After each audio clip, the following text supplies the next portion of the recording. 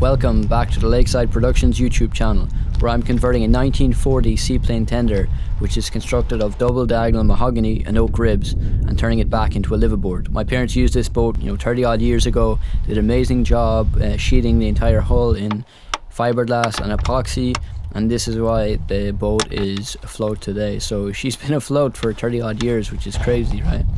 But yeah, they sheeted the entire hull right up as far as the rubbing strake. And I owe it to them. That's why we're here today working on the boat and making this a reality to turn it back into a liveaboard. So first off, I took the Seaflow bilge pump out of the Mastercraft ProStar 190, and I'm replacing this with another bilge pump, and that'll be wired in manually. It doesn't have a float switch, but the reason that I'm taking it from the Mastercraft is because it has an auto float switch, and I originally got this for the seaplane tender, and I'm going to install this in the bilge of the wheelhouse cabin. Just some water makes its way forward that the bilge pump in the engine room doesn't take out, and we have a small leak in the transom. For anybody new to my channel, I got to give you a little bit of background here. So there's a small leak in one of the outdrives. There's two Volvo Penta engines, and they're running outdrives, and there's a small leak at one of the outdrives, one close to the port side. So we're not sure exactly where it is, if it's the gasket, if it's the actual transom itself, but sooner or later we're going to have a look at this, and that's why I'm installing this pump, is so that it'll just take out that little bit of extra water that makes its way forward. But the rule pump that I have set up in the engine room is doing a great job of pumping out pretty much everything. So pumps out every 2.5 minutes, and very little water is actually in the bilge, so it's great. And I've got these two pumps hooked up to a PCU, and it's great, just steps everything down to 12 volts, and we can power these pumps without a problem.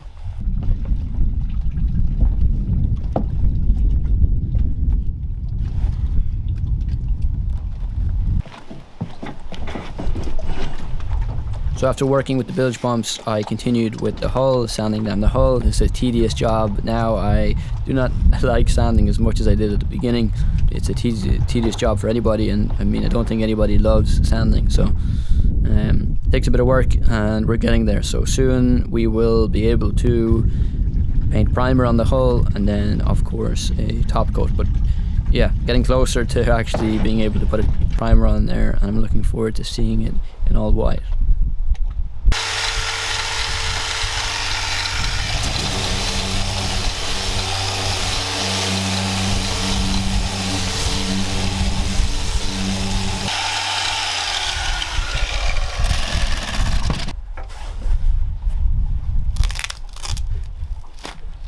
So on the port side, at the stern, I found this rotten piece of double diagonal mahogany, and I have a pretty strong feeling that it also is due to the rubbing strake. We had a butt joint here, and this about foot long section of rubbing strake, certainly behind that, water obviously found its way to ingress there. Maybe the Sikaflex had worn out and it got its way in there.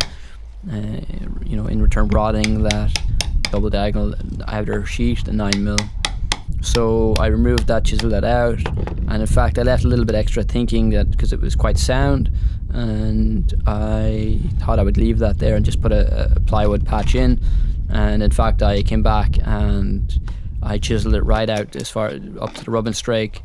When we cut right back there quite a bit, and it seems like the rubbing strake is good, although I'm still going to continue further when I want to scarf in a replacement rubbing strake section.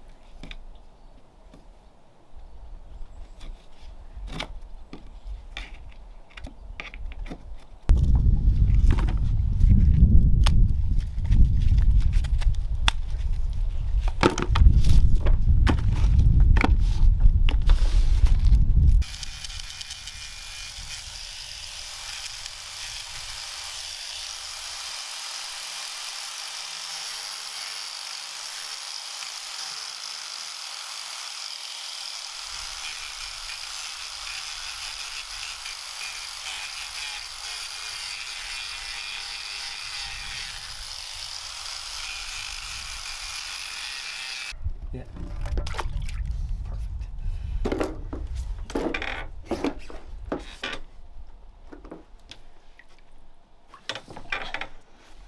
Jeez, it seems harder there, doesn't it? Yeah. Is that all we cut? No, Yeah. we didn't break that. No, that's all we broke. We Yeah. cut to there with 2 cuts. One was the angle and one was the... Now it's still soft, but he's harder. But oh, you look at the rot there. So we'll probably cut him there, and realistically, when we're getting them scarved, you know. Yeah, because there isn't a joint nearby. I'm gonna leave all this, even though it's soft. I don't want to do any more. No, that's right. I'll just get the blowtorch.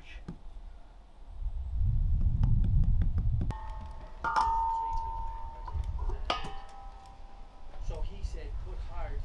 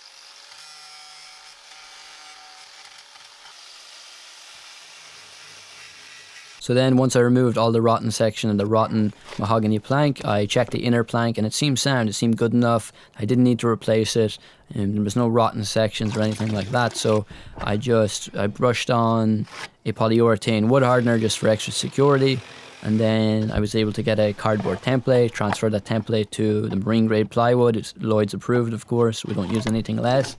And obviously you want something that'll last. It's 30 years approved or guaranteed.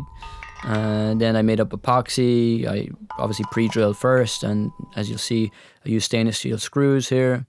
I used plenty of them, made sure I had good crowns as well, some into the oak ribs, some into the inner sheet of double diagonal mahogany plank.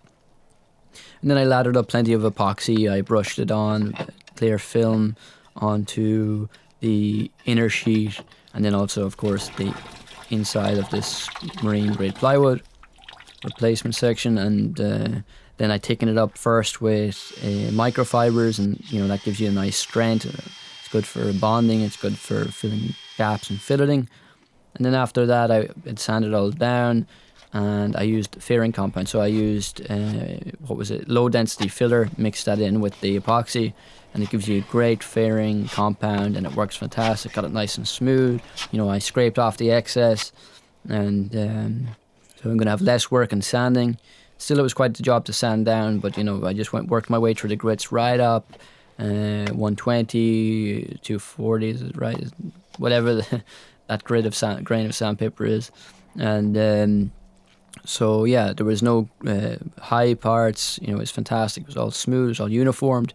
And yeah, I'm really proud of this job. It worked out really well. So very soon now we're going to be able to paint, like I said, the hull. We're going to be able to, just a bit more sanding that has to be done towards the bow, of where I've put in some fairing compound, and then it's going to be great. We're going to be able to paint the hull, the entire upper section above the rubbing strake in primer, and let's see how that looks. So hopefully we can do that in the next episode.